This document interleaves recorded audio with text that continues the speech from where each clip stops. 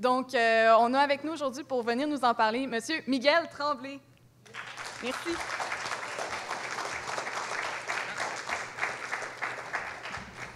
Merci Viviane. Merci aux gens du collectif Option nationale de m'avoir invité à venir vous parler aujourd'hui. Allez, prendre le micro. Voilà. Donc, territoire, environnement, indépendance, parce que pour moi, ces trois concepts-là sont reliés. Et comme Viviane l'a indiqué, donc vous allez ici, dans les années 90, donc ça c'est l'article Wikipédia que j'ai créé, qui porte sur la commission d'études des questions afférentes à l'accession du Québec à la souveraineté. Ça, c'est une commission qui avait été créée par Robert Bourassa au début des années 90 pour évacuer de la pression suite aux accords du lac Meech. Et durant cette commission parlementaire-là, il y a une cinquantaine de spécialistes qui sont venus parler et présenter des rapports sur toutes sortes de sujets.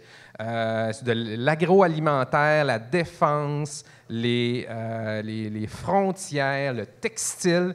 Si vous vous intéressez à un de ces sujets-là, vous pouvez aller là, puis les études sont reliées, vous pouvez les lire. Mais quand on cherche le mot « environnement » dans l'article, il n'est pas là. C'est-à-dire que l'environnement, jusqu'au début des années 90, n'était pas considéré comme un enjeu sur lequel on s'attardait en tant que tel quand il est question d'indépendance. Donc, ce champ d'intérêt-là, qui est l'environnement relié à l'indépendance, est quand même relativement récent et n'a pas été étudié vraiment en profondeur par une commission du gouvernement du Québec. De quoi on va parler aujourd'hui? On va parler de trois choses. Comme vous savez, l'indépendance, le concept qui était véhiculé, c'est de faire son lit. Donc, c'est de voter ses lois, percevoir tous ses impôts et signer tous ses traités. C'est comme ça que ça avait été véhiculé dans les années 70, mais moi, je me suis dit, ça n'a pas fonctionné jusqu'à présent, fait que je vais donner un petit twist pour prendre ça différemment. Je ne vous parlerai pas du lit, je vais vous parler du TLI dans l'ordre, c'est-à-dire du traité, des lois et des impôts. Après ça, on va s'attarder quelques instants sur la responsabilité en cas de déversement de pétrole sur le territoire québécois. C'est quoi qui se passe exactement? Et en troisième et dernier lieu, je vais vous parler de Constitution du Québec. Qu'est-ce que ça va changer présentement? J'ai mis en parenthèse à la fin la durée à peu près de chaque chose, parce que je me suis dit, comme il y en a trois, intuitivement, on a l'impression que ça dure le tiers, chaque présentation, puis après le premier point, on va se dire, boy, vous allez penser que vous ne dînerez pas, mais non, on va se rendre tranquillement, puis vous allez vous demander 2 tiers plus un quart plus un dixième, est-ce que ça donne vraiment 1? À peu près, environ à 5 %. Moi, je suis physicien, quand j'arrive en dedans de 5 %, ça fonctionne 95 % du temps, fait que j'y vais comme ça, pas de problème. Donc, le TLI en environnement. Lisez le guide. Donc, on va regarder, j'ai mis le truc du Canada parce qu'on va regarder qu'est-ce que ça a comme impact en regardant ce que le Canada gère présentement. On va commencer par les traités. Donc, on était au début des années 90 avec la commission qui a un titre d'un demi-mille de long. Par la suite est arrivé Kyoto. Donc, 1997, l'environnement est vraiment arrivé sur la scène internationale à peu près à ce moment-là. Le Canada, comme vous savez, a ratifié le traité de Kyoto et a aussi été le seul pays sous Stephen Harper à renier sa signature, à dératifier, à désigner l'entente de Kyoto. On a été le seul pays à faire ça, le Canada. Le Québec, évidemment, n'a pas eu son mot à dire là-dessus parce que c'était le gouvernement du Canada qui négocie, comme tous les autres traités internationaux, en notre nom. Kyoto, quand Kyoto a eu 18 ans, donc quand il y a eu la permission d'aller acheter de la bière au dépanneur, on l'a remplacé par l'accord de Paris en 2015 qui a été signé dans la joie et l'allégresse par tout le monde à Paris en décembre. Encore une fois, c'est Justin Trudeau qui est allé signer en notre nom et le Québec n'était pas présent à la table des négociations, encore une fois, parce qu'on n'est pas un pays. Donc, sur les scènes internationales, ce n'est pas le Québec qui va parler, c'est le Canada. Et ceux-là sont plus connus, mais je vais vous en parler d'un autre qui s'appelle la Commission mixte internationale. Ça, c'est une commission où les États-Unis et le Canada s'assoient ensemble pour gérer toutes les affaires qui concernent les eaux limitrophes aux deux pays. Encore une fois, donc vous voyez les différents bassins qui sont là, qui sont gérés soit par province ou par État pour le code couleur. Mais nous, on est dans le coin à droite ici. Là, c'est le gouvernement du Canada qui gère en notre nom les affaires avec les États-Unis qui concernent nos eaux territoriales. Donc, ces traités-là ne sont pas gérés par le Québec, mais bien par le Canada.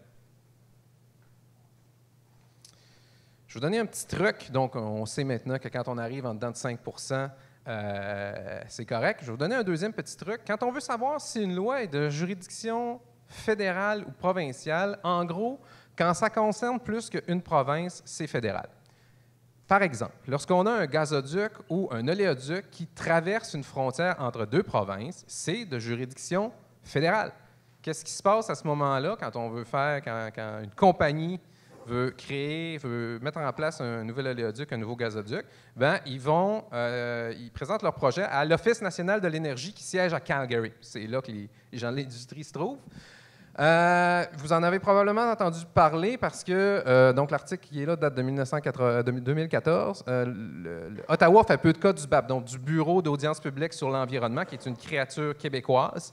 L'Office national de l'énergie a tout simplement pu balayer ces considérations-là parce que c'est un projet fédéral. Donc, c'est la même chose qui se passe présentement, la guerre qui se passe entre l'Alberta, la Colombie-Britannique et le gouvernement fédéral. Donc, ce sont des enjeux constitutionnels.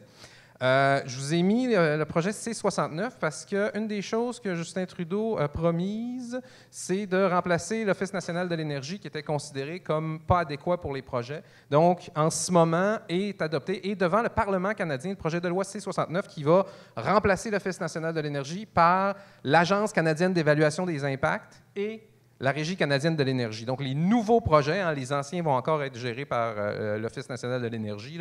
Ils ne referont pas ce qu'ils ont déjà fait, mais les nouveaux vont être gérés par ça. On n'en entend pas parler en ce moment, mais c'est majeur comme changement au Canada qui va avoir des impacts ici. L'Office national de l'énergie va être dissous à terme quand ce projet-là va être adopté. Et puis, vous allez entendre parler de ces deux nouveaux organismes-là, où d'ailleurs les dirigeants sont nommés, contrairement au BAP dont j'ai parlé tout à l'heure, où le président a une certaine indépendance. Là, le président de ces agences-là vont être nommés par la ministre. Donc, ça va être étroitement relié au gouvernement qui va avoir été élu, qui va avoir été nommé. Autre pouvoir, gestion de l'eau. Ça date de 1867, donc la première confédération, qui n'en était pas une d'ailleurs, c'est une fédération, mais on l'appelle la confédération pareil. Qu'est-ce qu'il y a là-dedans? Bien, il y a tout. Qu'est-ce qui est géré par le gouvernement fédéral? Tout ce qui concerne la pêche sur la mer. Donc, moi, je viens du Saguenay. La première image, c'était sur la baie. C'était une rivière, grosse rivière, mais quand même, rivière pareille. Ça, c'est de juridiction provinciale. Mais quand on va sur la mer, donc la façon dont la morue a été gérée entre les différents pêcheurs dans le golfe du Saint-Laurent, comme c'est en différentes provinces, ça, c'est le gouvernement fédéral qui gère tout ça, qui met les quotas. Donc, c'est un pouvoir qui nous échappe. Tout ce qui est navigation maritime, tout ce qui est transport maritime, donc tout ce que vous voyez des bateaux sur le fleuve Saint-Laurent, c'est qui gère cette réglementation-là, qui met des pilotes là-dedans? C'est le gouvernement fédéral. Le gouvernement du Québec n'a pas un mot à dire là-dessus. La voie maritime du Saint-Laurent, c'est de gestion fédérale. Donc, un autre point. Et évidemment, tous les ouvrages qui viennent avec ça, les barrages et les ponts. Pourquoi c'est le gouvernement fédéral qui gère le pont Champlain? Bien, parce que ça enjambe une voie où il y a du transport maritime. Le gouvernement fédéral a essayé de le refiler au gouvernement du Québec de Pauline Marois à l'époque, qui sentait, qui voyait que c'était une patate chaude. Il dit non, je vais vous laisser ça, gérer ça, un grand projet de transport comme ça. Donc, autre chose qui nous échappe. Ça a des conséquences importantes parce que si jamais, disons qu'il y avait des élections, des prochaines élections avec une notion de proportionnalité, on pourrait penser que tout d'un coup, Montréal deviendrait une zone ou une région du Québec où il y aurait un intérêt électoral à courtiser les gens qui sont là. Et puis, un parti politique pourrait dire, moi, je vais mettre des péages sur les ponts autour de toute l'île de Montréal pour faire en sorte d'avoir un projet de transport structurant. Bien, en ce moment, on ne peut pas, parce que même si le transport, c'est essentiellement de juridiction du Québec, parce que les ponts qui mènent à Montréal sont de juridiction fédérale. On n'a pas le contrôle sur ce qui passe là-dessus, la façon dont sur ces axes-là essentiels, comment ils sont intégrés au réseau de transport québécois. Ce n'est pas à nous à choisir. Les eaux limitrophes et interprovinciales. Donc, qu'est-ce que ça veut dire? Comme je l'ai dit tantôt, quand ça concerne plus qu'une province, c'est fédéral. C'est vrai aussi pour les rivières. Pour tout ce qui est de l'eau, ça fait en sorte que ça échoue au fédéral. Donc, la rivière de l'Outaouais est gérée par le gouvernement fédéral. Le fleuve Saint-Laurent, qui va de l'Ontario au Québec, est aussi de juridiction fédérale. En gros, C'est tellement vaste que la gestion de l'eau, qu'au Québec, il y a 20 ministères et organismes fédéraux qui sont impliqués dans la gestion de l'eau. Donc, c'est vraiment quelque chose d'imbriqué et qui fait en sorte que le gouvernement fédéral a son mot à dire sur beaucoup de choses concernant l'eau au Québec. Infrastructure maritime. Donc, j'ai dit tantôt que les ouvrages appartiennent au gouvernement fédéral pour le transport maritime, donc, mais ça concerne les ports aussi également. En 2016, le maire de Québec, Régis Labaume, dont vous avez peut-être entendu parler, et les députés du gouvernement du Québec, de la région de Québec, ont dit, nous, l'agrandissement du port de Québec, c'est quelque chose d'important, on veut que ça aille de l'avant. Ce à quoi le gouvernement fédéral a dit, un instant, on va faire ça comme nous, on décide, à notre manière.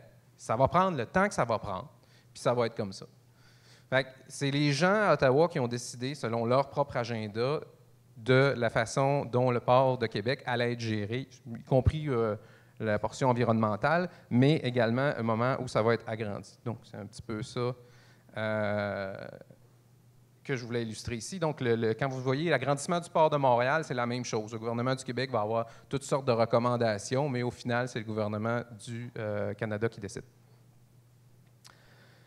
Transport aérien. Gouvernement du Parti québécois en 1976, Jean Garon met en place la Commission de gestion du territoire, qui fait en sorte qu'il n'y aura plus notamment les terres agricoles ne feront plus l'objet de développement sauvage. Ça va être géré selon un plan à Québec qui va décider si oui ou non les terres agricoles sont transformées en nouveaux projets immobiliers, si les terres humides sont asséchées, etc. Ça demeure vrai, sauf si vous décidez de construire un aéroport dans votre champ. Là, tout d'un coup, quand même que vous êtes au village, mettons à Neuville, puis que le maire lui dit « il n'y en est pas question », et que le député du Parti québécois, alors au pouvoir, dit « voyons donc, ça n'a pas d'allure », vous n'avez pas un mot à dire. C'est le transport aérien, c'est de juridiction fédérale. Il y a un champ, moi je mets un aéroport dessus, peu importe les lois, ce que dira la ville, le village à côté, les résidents, même si le gouvernement du Québec ne veut pas, bien, ça va être ça pareil. Puis, je vous ai mis une citation ici. La ministre Agnès Maltais, à l'époque, qui dit « Notre intention est toujours de défendre le territoire québécois. Ce territoire-là, il nous appartient. Il appartient aux citoyens. Il appartient aux maires. On a des lois qui sont précises et les voir bafouer comme ça, c'est toujours inquiétant. J'ai des petites nouvelles. Ce territoire-là, il nous appartient. Il appartient aux citoyens. Il appartient aux maires? Non. Il appartient, quand il est question d'un aéroport, au gouvernement du Canada. Point à la ligne. Les voir bafouer comme ça, c'est toujours inquiétant. Il n'y a qu'une seule et unique réponse à cette interrogation-là, c'est l'indépendance. Si on veut être maître de notre territoire et dire ça appartient aux maires et aux citoyens qui sont là, sans indépendance, ça ne sera jamais le cas.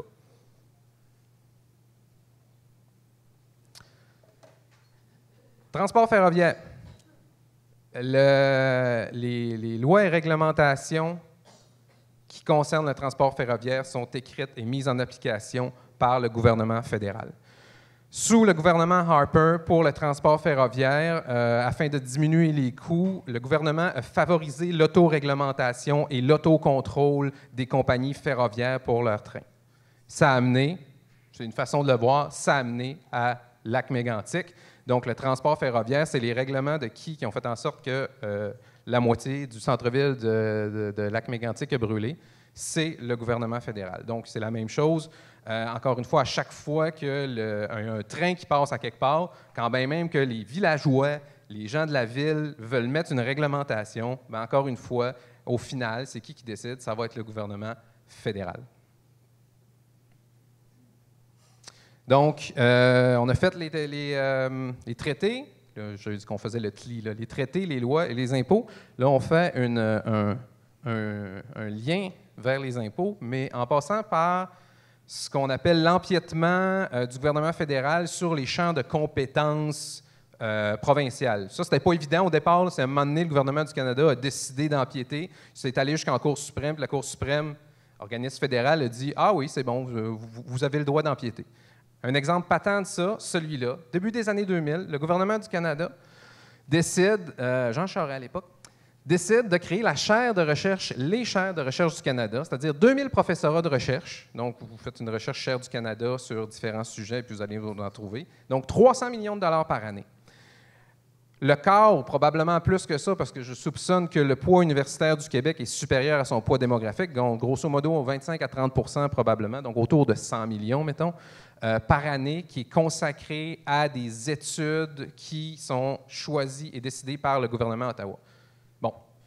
Puis là, ici, ce que je vous ai mis comme exemple, c'est la chaire de recherche du Canada en droit de l'environnement. Donc, l'Université Laval, c'est une université à charte québécoise, mais c'est qui met l'argent sur la table et qui décide où ça s'en va? C'est le gouvernement du Canada. Là, je ne suis pas en train de dire qu'à Ottawa, ils se lèvent le matin pour dire comment on pourrait faire pour avoir des projets de recherche puis des chaires qui feraient en sorte que les gens du Québec ne seront pas contents ou ça ne va pas dans leurs intérêts. C'est pas ça. C'est que les gens qui sont en charge de ce 300 millions-là annuellement, ils décident sur quoi ces études-là vont porter en raison des intérêts du Canada, en faisant fi des intérêts du Québec. Des fois, ça peut être aligné, d'autres fois, non. Puis ça, c'est un empiètement majeur qui a des conséquences en environnement parce qu'il y a beaucoup d'argent qui se dépense là, notamment à cette chaire de recherche-là à l'Université Laval, choisit ces sujets d'études. Donc, le jour où le Québec sera indépendant, ce qu'on décide d'étudier dans le fleuve Saint-Laurent, notamment, c'est nous qui allons le choisir. Ce ne sera pas des gens à Ottawa selon une politique fédérale d'un océan à l'autre.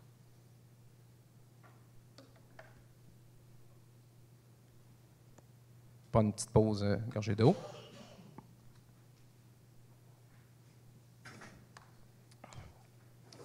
Impôts. L'écofiscalité, c'est un concept qui est relativement récent, dont vous allez, je l'espère, entendre de plus en plus parler. Donc, ça peut se définir comme suit. C'est une fiscalité visant à réduire l'impact sur l'environnement. Bon, fiscalité, c'est impôts, taxes et frais qui permettent d'orienter un comportement.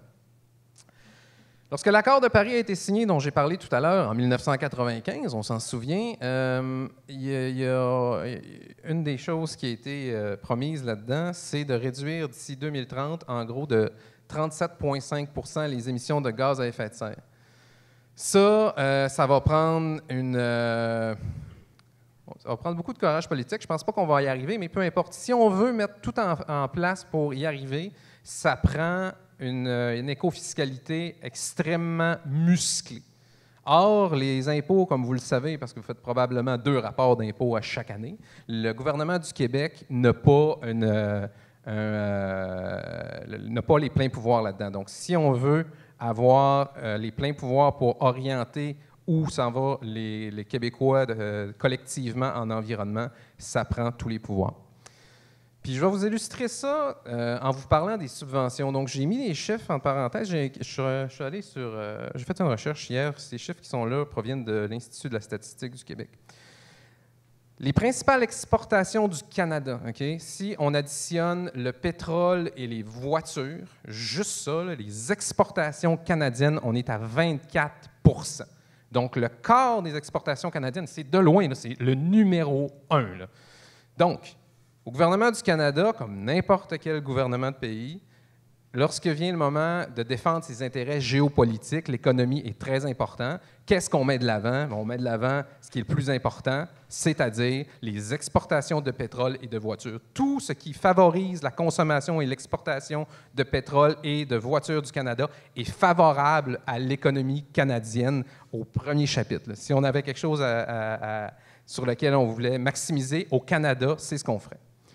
Si on fait le même exercice au Québec, mais en regardant les importations, si on regarde ce que le Québec importe en voitures et en pétrole, on tombe à 19 %. Donc, en gros, évidemment, c'est le premier chapitre d'importation. Il n'y a rien d'autre que ça. Le 5e des importations du Québec est relié au char puis au gaz qu'on met dedans. C'est gigantesque. Autrement dit, si vous étiez le chef de l'État québécois, la meilleure façon de diminuer votre dépendance à l'extérieur et faire en sorte que l'argent reste ici et soit dépensé autrement, vous vous concentriez sur la diminution de consommation de pétrole et de consommation et de dépenses en voiture. Juste ça, là, on a des intérêts qui sont diamétralement opposés. C'est ça qu'on a présentement. Et puis, je vous ai mis ici un article qui date de 2016 Les subventions canadiennes aux énergies fossiles ont atteint 3,3 milliards. Il n'y a pas de chiffre officiel, là. Si vous cherchez, vous allez tomber entre quelques centaines de millions et plusieurs milliards annuellement qui sont versés au Canada, mais ça vous donne un ordre de grandeur qui est versé. Bon, 3 milliards, ça veut dire quoi? 3 milliards, ça veut dire... le gouvernement du Québec dépense annuellement 80 milliards. Donc, pour vous donner des ordres de grandeur, là, alors qu'au Canada, 3 milliards est donné en subvention annuellement au secteur pétrolier. Autre pouvoir qui nous échappe. Quelques pouvoirs, autres pouvoirs dont je n'ai pas parlé ici, en vrac, que je voulais vous rajouter aujourd'hui. Donc, les déchets nucléaires, c'est géré par qui? C'est géré par le gouvernement fédéral.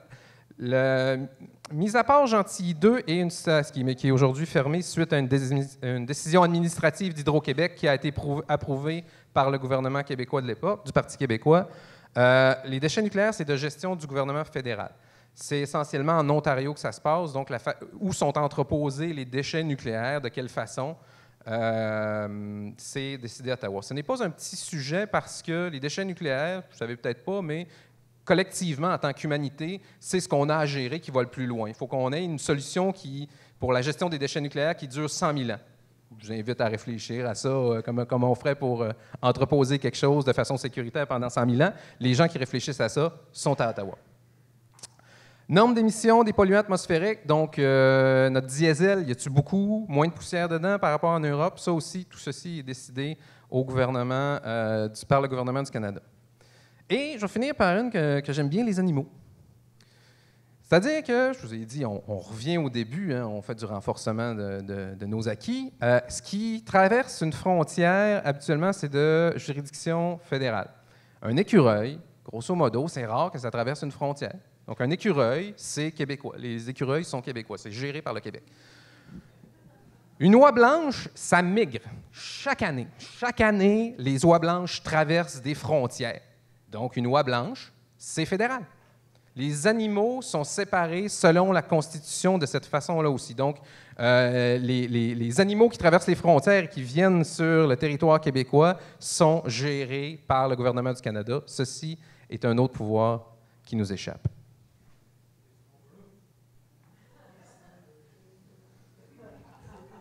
Pardon? Oui? Les snowbirds sont de juridiction fédérale. Donc, on a le 2/3 de notre présentation. Et quelle heure, là? Midi moins quart. Je vais essayer de vous amener pas trop tard pour votre dîner. Responsabilité en cas de déversement de pétrole, étape 2. Donc, vous avez ici une photo du pétrole qui a été déversé suite à l'accident de Mégantic dans la rivière Chaudière. Les gens qui sont là, c'est des gens qui travaillent pour CIMEC. J'ai regardé sur Internet. CIMEC, c'est une compagnie privée financée par les compagnies d'hydrocarbures du Canada qui est spécialisée à aller ramasser du pétrole quand il y a des déversements. Donc, les gens de CIMEC qui sont là, la question que je vous pose, qui travaillent sur la rivière Chaudière pour contrôler le pétrole, quand ils ont fini leur journée de travail, c'est à qui swing le bill? C'est qui paye pour ça? Fait que je vais vous donner les étapes qui vont vous suivre parce que ça va vous servir plus tard parce que ces considérations-là, c'est ce qui est en train de se produire notamment dans l'Ouest pour TransCanada, mais quand il était question ici de construire un oléoduc, c'est aussi ce qui était au centre de la problématique. Donc, quand il y a un déversement de pétrole, c'est qui paye en premier? C'est la compagnie qui est en charge du transport de pétrole qui paye et qui est supposée gérer l'incident. Exemple, avec Mégantic, c'est MMC, qui est une compagnie américaine, qui était en charge de gérer ça et de payer pour ça. Bon, évidemment, ça arrive parfois que le déversement est trop grand, ce qui fait que la compagnie fait faillite ou n'a pas les reins, les assises financières pour payer ou pour gérer ça. Bon, c'est qui paye à ce moment-là? Bien, c'est soit le fédéral, si et seulement si le déversement se produit sur les eaux navigables, donc en plein milieu du Saint-Laurent. Mégantic, ce n'était pas des eaux navigables. Ça a un impact transfrontalier. La rivière Chaudière, elle coule vers le nord, hein, dans le fleuve Saint-Laurent. C'est tout dans le territoire québécois. Pas d'impact transfrontalier. Ou, si c'est en territoire autochtone, géré par le gouvernement du Canada. Dans ces seuls 3 cas de figure-là, ça va être le gouvernement fédéral qui va le gérer. Dans tous les autres cas de figure, lorsqu'il y a déversement sur le territoire québécois, c'est la municipalité qui doit payer et gérer. Et comme vous savez, les municipalités Mégantic, hein, vas-tu avoir les reins assez solides financièrement pour gérer ça? Non. Donc, les municipalités sont des créatures québécoises. Donc, tout déversement pétrole au Québec, c'est qui paye au final? C'est le gouvernement du Québec. Admirez l'ironie. À Mégantic, c'est qui a mis en place la réglementation qui a fait en sorte qu'on ait eu un déversement puis que la moitié du village a passé en feu? C'est le gouvernement fédéral. En cas d'incident, qui paye 100 % de la facture? C'est le gouvernement du Québec, au complet. C'est quoi qui s'est passé à ce moment-là? Bien, Québec craint de tout payer à Lac-Mégantic. Effectivement, parce que dans les faits, c'est à lui d'aller payer. Fait que c'est quoi qui s'est passé à ce moment-là? C'était le gouvernement du Parti québécois. Eh bien, on a Alexandre Cloutier qui a fait une sortie pour aller brailler, pour dire « Voyons donc, ça n'a pas d'allure que ce soit nous autres qui payons ça au complet. » Il a fait des pressions politiques dans les médias pour faire en sorte que le gouvernement fédéral aille s'aîner à Mégantic et dire « D'accord, bon prince, je vais en payer la moitié. » Il l'a dit à ce moment-là. 6 mois plus tard, le gouvernement de Pauline Marois a été obligé de faire une autre sortie pour dire « Ah oui, ils ont dit qu'ils allaient payer, mais ils ne nous ont pas encore donné l'argent. » Puis finalement, le gouvernement du Canada a décidé de payer. Mais il aurait pu tout simplement dire « Non, il n'y en est pas question. » Ce qui fait que, moi, quand on parle de faire l'indépendance, on va prendre le pouvoir, on va faire un référendum, moi, je m'en fous du référendum. Ce n'est pas un référendum que je veux. Je veux qu'il n'y ait plus jamais de ministre québécois, que ce soit Alexandre Cloutier ou Jean-Marc Fournier, qui aille brailler à Ottawa pour demander quelque chose, puis au final, leur vient ici avec la queue entre les deux jambes, puis dire « Je suis désolé, quand il y a une réglementation qui est faite, qui fait que nos villages passent en feu, nous, on ne peut rien faire parce que c'est comme ça. » Moi, c'est ça que je veux quand on va prendre l'indépendance. Ça va-tu prendre un référendum? Probablement. Mais c'est une mécanique. Moi, c'est vraiment ça qui me motive de faire en sorte. Puis c'est pour ça que je voulais parler de territoire et d'environnement et d'indépendance. Tout ceci est relié. C'est simplement le fait d'être capable de protéger nos citoyens pour pas que nos villages passent au feu, ce qui me semble la grosse base quand on a un gouvernement, quand on a un État.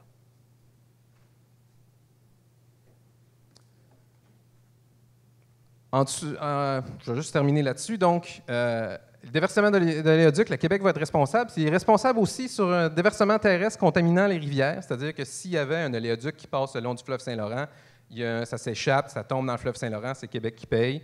Problème d'eau potable ici, puis je veux dire, Denis Coderre avait pété sa coche à l'époque en disant si l'oléoduc traverse Outaouais, puis il y a une fuite, puis il n'y a plus d'eau potable, c'est qui doit gérer et payer pour avoir l'eau potable? Bien, c'est la Ville de Montréal. Ça commence à faire cher. Décontamination également. Donc, on a vu tantôt, CIMEC va souligner le bill au gouvernement du Québec. Et sous le Saint-Laurent, c'est un peu un point d'interrogation parce que, alors que la voie maritime est de juridiction fédérale, le sous-sol, lui, c'est plus ou moins clair. Le gouvernement du Québec dit non, c'est ma juridiction, c'est des ressources naturelles. Le gouvernement du Canada dit non, c'est plus en dessous de la voie navigable, c'est à nous autres. Donc, si jamais il y avait une fuite en dessous du Saint-Laurent qui contaminait le Saint-Laurent, on en aurait probablement pour plusieurs années, voire une décennie de recours juridiques que la Cour suprême finirait par trancher en disant « je ne sais trop quoi ». Bon, Justin Trudeau m'a un peu surpris. Je ne pensais pas que ça, c'est une présentation que j'avais faite pour la première fois en décembre 2016, que j'ai mis à jour pour venir vous présenter aujourd'hui. Je ne pensais pas que le gouvernement du Canada allait nationaliser un oléoduc. J'ai été surpris. Mais ce qui est intéressant là-dedans, c'est que, je vous ai dit tantôt, quand il y a un déversement, le premier à payer, c'est qui? C'est la compagnie, habituellement, ou le propriétaire de l'oléoduc. C'est-à-dire que si le gouvernement du Canada est propriétaire de l'oléoduc et il y a une fuite en territoire albertain ou en Colombie-Britannique, bien, c'est lui qui va être obligé de payer et de gérer tout ça. Et le gouvernement du Canada, contrairement à une compagnie privée, est solvable à l'infini. Donc, ils vont être dus pour payer au grand complet. Moi, si j'étais un conseiller au gouvernement du Canada, aux gens qui ont acheté Trans Mountain, ce que je leur dirais, c'est créer une compagnie qui va être à part pour faire en sorte que, premièrement, quand va venir le moment d'avoir des états financiers puis de leur vendre, parce que c'est ça l'objectif, ça va être isolé. Les gens qui vont travailler pour cette compagnie-là ne seront pas des fonctionnaires avec la permanence puis le fonds de pension du gouvernement du Canada, puis ça va être possible de le vendre. Et bonus, si jamais, pendant que le gouvernement du Canada est propriétaire de cette compagnie-là, il y a un déversement de pétrole, bien, on va pouvoir dire, je suis désolé, la compagnie a épuisé ses réserves, elle a fait faillite, c'est plus au gouvernement du Canada à payer, c'est à la province. Moi, c'est le même que je le ferais. On va voir ce qui va se passer, mais si vous voyez qu'il y a une compagnie qui est créée puis ils vont y donner un nom, penserez à moi. C'est probablement parce qu'il y a des conseillers au gouvernement du Canada qui ont recommandé ça.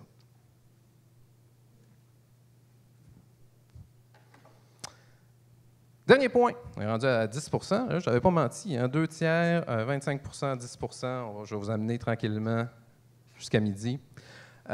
Constitution du Québec. J'aime bien cette image-là que j'ai trouvée sur Internet hier qui date de l'époque où Québec solidaire avait tenté, cette fois-là c'était soldé par un échec, de transformer sa constituante en constituante de pays indépendants. Donc, il avait mis les étapes qui étaient là, je l'aime bien. Élection d'un gouvernement solidaire, mise en place d'une assemblée constituante, grand débat de société pour rédiger une constitution, vote sur la Constitution pour l'indépendance. Puis les points dont je veux vous parler aujourd'hui, terminer là-dessus, je vous laisse regarder la carte tranquillement, c'est la présence des Autochtones sur le territoire québécois. On remarque d'ailleurs que c'est une carte fédérale, hein? Ici, c'est une ligne interprétation 1927, comme vous savez, Conseil privé de Londres, alors que la ligne reconnue par le gouvernement du Québec, elle va plus loin, puis le bassin hydrographique. Juste pour savoir, un petit truc pour reconnaître une carte fédérale d'une carte du Québec. Donc, on est en train de regarder une carte fédérale où on voit du Québec, où on voit les Autochtones. Ce qui est important de remarquer, puis c'est quelque chose que j'ai réalisé très récemment.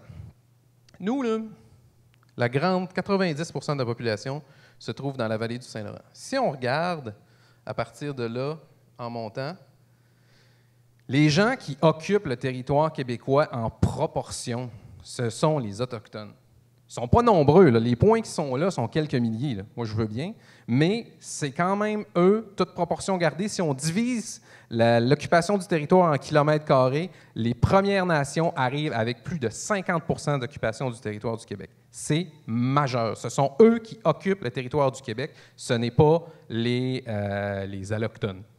Donc, pourquoi je vous parle de ça? Parce que la façon dont c'est géré présentement dans la Constitution canadienne, ça a été, les Autochtones ont été intégrés lorsque les pères de la Confédération se sont assis autour d'une grande table pour faire un pacte pour avoir une meilleure business et ont créé le Canada.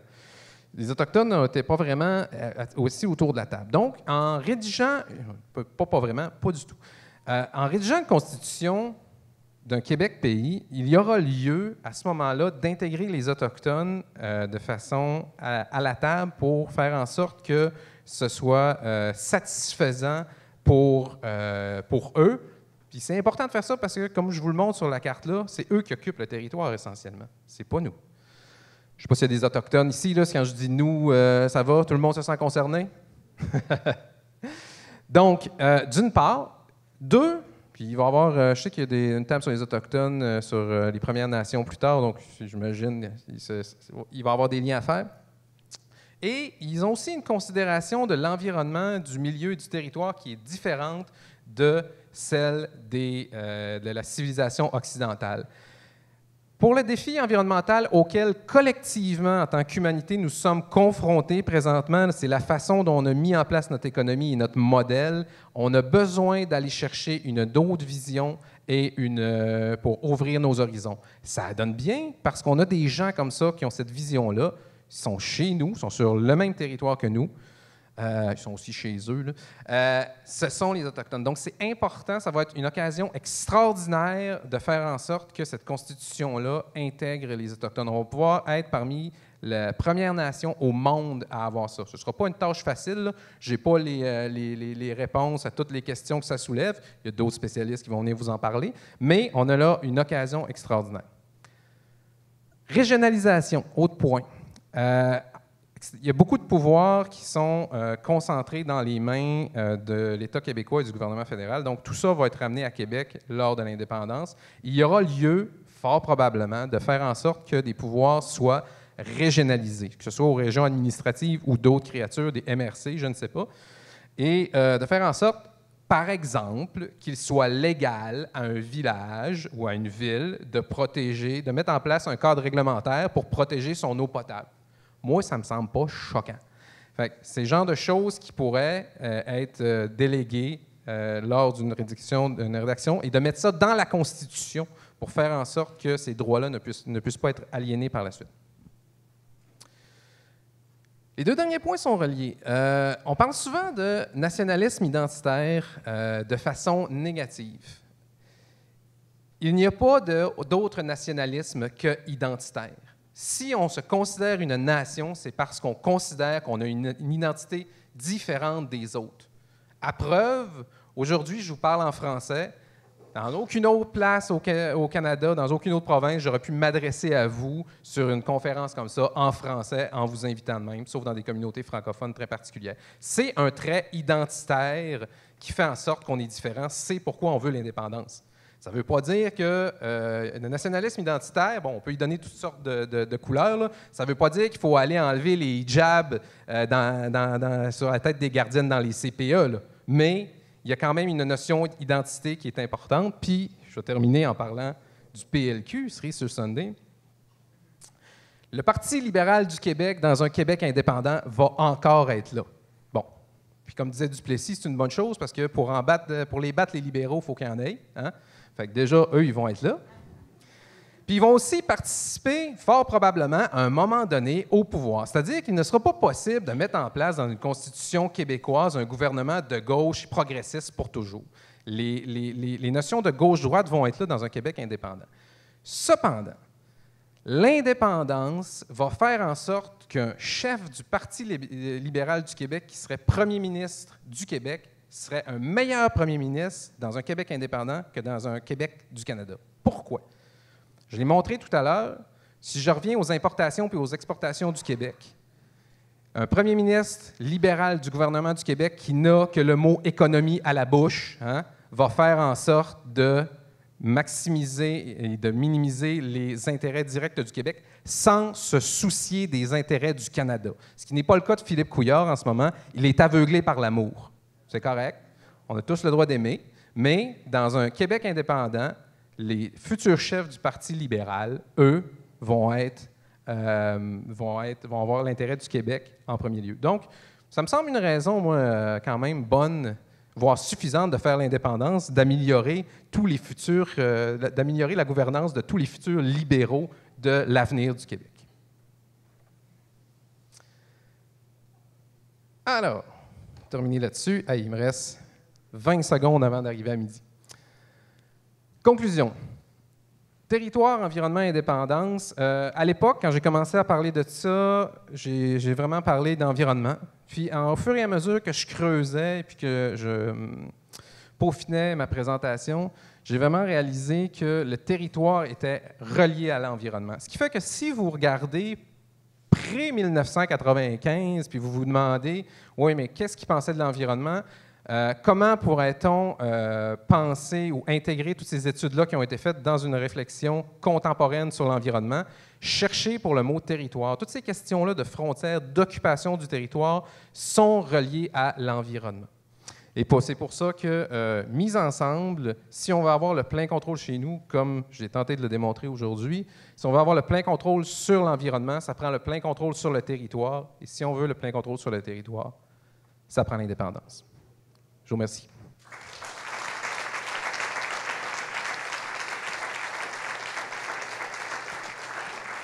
Madame? Bonjour. Bonjour. Alors, je me demandais, je sais que pour les projets de loi 121 et 122, il y a encore beaucoup d'inconnus. Mais comme, justement, il y a des pouvoirs qui vont être donnés aux villes de façon beaucoup plus grande, ça a des impacts, par exemple, sur la gestion de l'eau et la régionalisation. Je me demandais si vous avez eu l'occasion de voir, au niveau de l'environnement, s'il y a des choses qui vont changer. Et j'aurais un commentaire comme native des cantons de l'Est, avec des liens très forts à Lac-Mégantic.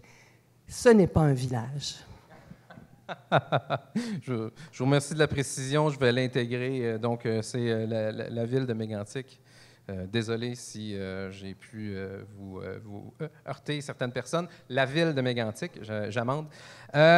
Oui, il y a des pressions qui se font en ce moment pour que les villes du Québec aient plus de pouvoir en environnement. Cependant, c'est le gouvernement du Québec qui décide, selon ses propres lois à Québec, quel pouvoir il va lui donner, et il peut à tout moment les rapatrier. La différence avec une constitution, puis c'est pour ça que je l'ai mis là-dedans, c'est une constitution est plus forte qu'une loi normale, c'est-à-dire qu'il y aura lieu de vraiment ancrer des pouvoirs précis et d'avoir cette discussion-là collectivement. Donc, l'Assemblée constituante va permettre que les citoyens décident de quelle façon ces pouvoirs-là vont être vissés dans la Constitution pour faire en sorte qu'un gouvernement de passage au pouvoir ne pourra pas retirer, amender ou modifier comme il veut ces pouvoirs-là. Donc, oui, il y a moyen d'avoir... toujours moyen de s'accommoder, hein? Puis c'est un petit peu ça qu'on voit depuis 1867, c'est-à-dire qu'on s'accommode avec l'espace qu'on a, puis ça peut ou non nous satisfaire. Donc, le cadre de projet de loi en question va pouvoir répondre à certaines interrogations, mais un gouvernement qui est au pouvoir après le 1er octobre pourrait décider d'en faire fi, enlever ça, et il n'y a rien que les gens dans les villes et villages auraient à dire là-dessus. Oui, André Frappier. Moi, je suis membre du comité de coordination nationale. On se connaît depuis longtemps, Miguel. J'ai bien aimé ta présentation.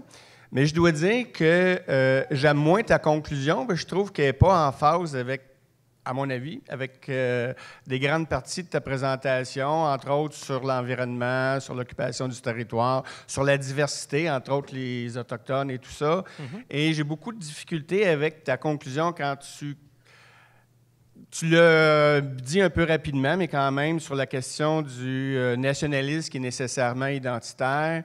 Moi, je ne le vois pas de la même façon. Et je vais élaborer, mais j'aimerais ça aller un petit peu plus loin parce que je pense que la force, justement, du rassemblement qu'on veut faire au Québec pour changer la société, c'est justement de rassembler des gens qui ont des historiques culturels différentes, mais qui se rejoignent sur le changement de société qu'on veut faire au Québec. Et c'est ça qui va être notre force et ça ne pourra pas être autrement. Je pense que les gens ne poseront pas un geste aussi important que de faire l'indépendance du Québec si ça ne change pas leur vie et la société. Puis ça va beaucoup au-delà du fait de parler français ou pas. Ça va beaucoup plus loin que ça. Et c'est comme ça qu'on va rassembler les gens. Et je trouve que c'est la partie avec laquelle je ne suis pas d'accord dans ta conclusion. Et c'est pour la même raison que l'autre partie aussi que tu as dit qu'un gouvernement libéral, par exemple, serait pas mal meilleur, même un gouvernement libéral dans un Québec indépendant que dans le cadre fédéral. Premièrement, c'est une affirmation qui ne peut pas exister, je pense, parce que un gouvernement indépendant au Québec, poser le geste de faire l'indépendance, ça veut dire faire un changement social. Ça va de pair. Et donc, ça prend un mouvement d'ampleur au Québec. C'est pas juste un parti qui prend le pouvoir et qui vote une loi. Ça prend un mouvement d'ampleur où les gens se disent on se réapproprie la société, on se réapproprie les ressources naturelles, on veut faire un changement environnemental. Et ça, il y a juste un gouvernement progressiste qui peut faire ça par définition. Et ça va beaucoup plus loin qu'on pense. Donc, l'indépendance, c'est un grand exercice de démocratie et de changement de société. C'est pour ça que je trouvais l'exemple un peu comme impossible, là, dans le fond. Alors. OK, c'est une vaste question. Merci, André. Je suis content que tu aies fait cette intervention-là parce que justement, je l'ai mis... Excusez-moi. Oui? Nous avons combien de temps pour... Je ne sais pas, le maîtresse de cérémonie. 10 minutes. Je vais essayer de faire une réponse, André. Est-ce qu'on peut juste faire des petites interventions et est-ce que vous voulez les traiter un par un ou comment vous pouvez... Écoutez, pour des raisons de mémoire à court terme, qui est jamais une mémoire de poisson rouge, déjà qu'il y ait deux interventions-là, je ne suis pas capable de les prendre en rafale puis de répondre après. C'est au-delà de mes capacités, je suis désolé. Si ça pouvait être autrement, là, j'adorerais ça. Ma conjointe aussi, soyez-en certaine. Donc, il y a deux aspects. Donc, je vais commencer par le dernier. Ce que tu disais, c'est qu'il y a juste un gouvernement progressiste qui peut faire l'indépendance. Oui, fort bien. L'avenir est long. Si le Québec fait l'indépendance, disons, l'année prochaine, qui nous dit dans 150 ans, là, c'est quoi qui va se passer? Moi, je ne le sais pas, je n'ai pas la prétention de le dire. Sur ces 150, sur ce millénaire qui va venir du Québec indépendant, peut-on vraiment dire qu'à aucun moment, que tout le temps, il va y avoir des gouvernements progressistes? Non. Moi, je ne peux pas dire ça. Donc, peut-être qu'au moment où ça va se faire, ça va être le cas.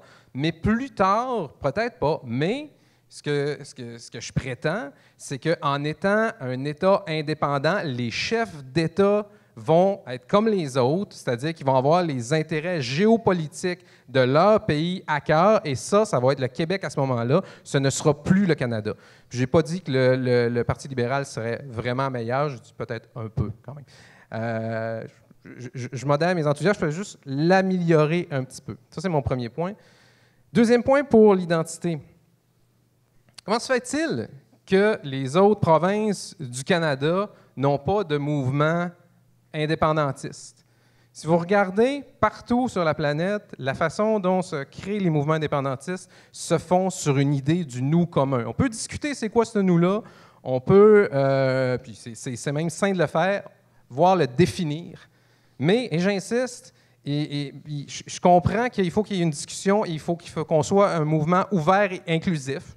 Aucun problème avec ça, mais à mon sens, ceci ne peut pas se faire en évacuant la notion d'identité. Puis quand je dis qu'on parle français, c'est sûr que c'est pas juste ça, mais c'est une manifestation patente de cette différence-là, parce que les mots qu'on utilise, la façon dont on communique entre nous est différente de celle des autres. On n'est pas... La langue française n'est pas supérieure à la langue anglaise ou inférieure, elle est juste différente. C'est ça mon point, là. C'est que si on est en train de discuter de ça ici au Québec aujourd'hui, c'est parce qu'on est différent. De quelle façon on peut en jaser? Comment on va faire pour faire en sorte que cette différence-là puisse s'autonomiser? Bien, c'est à ça que ça sert l'Assemblée constituante. Merci beaucoup de ta question. Ça me permet d'avoir ce dialogue-là, ce que je trouve important avant toute chose. OK, merci, Patricia. Merci pour la présentation aussi. En quelque part, je vais dans un sens que André a apporté en parlant du mouvement progressiste que ça va nous prendre comme peuple pour arriver à notre pays. Vous avez sans doute, vous êtes revenu en tête avec cette crise Alberta, Colombie-Britannique, Kinder Morgan, Trudeau qui a dit, mais un peu comme tu nous as montré, mais c'est une chose qui parcourt des provinces, alors automatiquement c'est fédéral. Mais il y a des juridiques, des auteurs qui ont écrit Not so fast, M. Trudeau, voilà, parce que depuis, il parle d'une ancienne époque, hein. Depuis 1982, on sait que par des décisions maintenues de la Cour suprême, sur la base des luttes amenées par les peuples autochtones, que justement les droits des peuples autochtones qui ont été garantis pendant l'histoire, à travers l'histoire, mais non respectés bien souvent, disent que ces peuples ont leur propre mot à dire sur ces ressources, sur ces frontières, toutes ces questions-là. Et il me semble ce que ça rend, c'est que si nous disons que nous voulons faire notre pays et sur la base de la reconnaissance des droits et de l'histoire de nos peuples autochtones, en menant des discussions de nation à nation. Mais là, si on veut que ça avance, ça veut dire que c'est dès maintenant qu'il faut que nous ayons ces discussions et qu'on parle tout le temps de nation à nation en essayant de jeter des bases pour le faire, de trouver les moyens pour le faire, de développer des liens avec les communautés pour qu'ils nous respectent et discutent avec nous dans le sens de nation à nation. Je sais que nous allons avoir Viviane Michel demain et Justin Picard.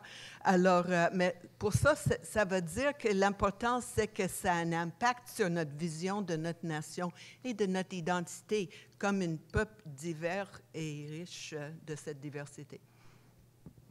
Merci. Pas certain s'il y avait une question. D'accord, je ferais peut-être un point historique là-dessus pour le bénéfice de l'auditoire. C'est que la façon dont ça s'est géré, une fois que les Anglais ont conquis la Nouvelle-France, c'est qu'ils ont réalisé que se rendre jusqu'à l'océan Pacifique en faisant la guerre aux Indiens, ils n'y arriveraient pas. Fait que ce qu'ils ont fait, c'est qu'ils ont commencé, ils ont dit « OK, on va faire la paix, puis on va signer des traités ». c'est là qu'ils ont commencé les traités numéros. C'est pour ça qu'à partir de l'Ontario, il y a des traités à numéros, ce qu'il n'y a pas au Québec, parce que les Anglais ayant conquis les Français ont considéré que ce territoire-là était un territoire français, donc il n'y avait pas à gérer les Indiens qui étaient sur le territoire. Donc, par la suite, ils ont commencé, donc 1760, à gérer, donc jusqu'au 20e siècle quasiment, ils ont fait des traités. Donc, quand on a les Autochtones dans l'Ouest qui revendiquent des traités, c'est des choses qui sont plus ou moins claires parce qu'il faut qu'ils sortent des vieux papiers qui montent jusqu'en Cour suprême, ça prend des années, et puis la plupart du temps, les dernières années, la Cour suprême reconnaît ces droits-là. Donc, on a vraiment un historique énorme à faire reconnaître. Donc, pour ce qui est dans le cas de l'Oléoduc en ce moment, les Autochtones qui sont sur le territoire ont un levier fédéral parce que ces traités-là ont été signés avec le gouvernement du Canada. Donc, le point de faire une assemblée constituante, c'est de remettre les choses à jour et de faire en sorte que, pour ce qui est des Autochtones notamment, ce soit lorsqu'il y aura des revendications à faire, ne soit pas obligé de sortir une vieille considération du 18e siècle, mais que les choses soient dans un document électronique dans lequel on peut faire CTRL F et chercher directement le mot. Voilà.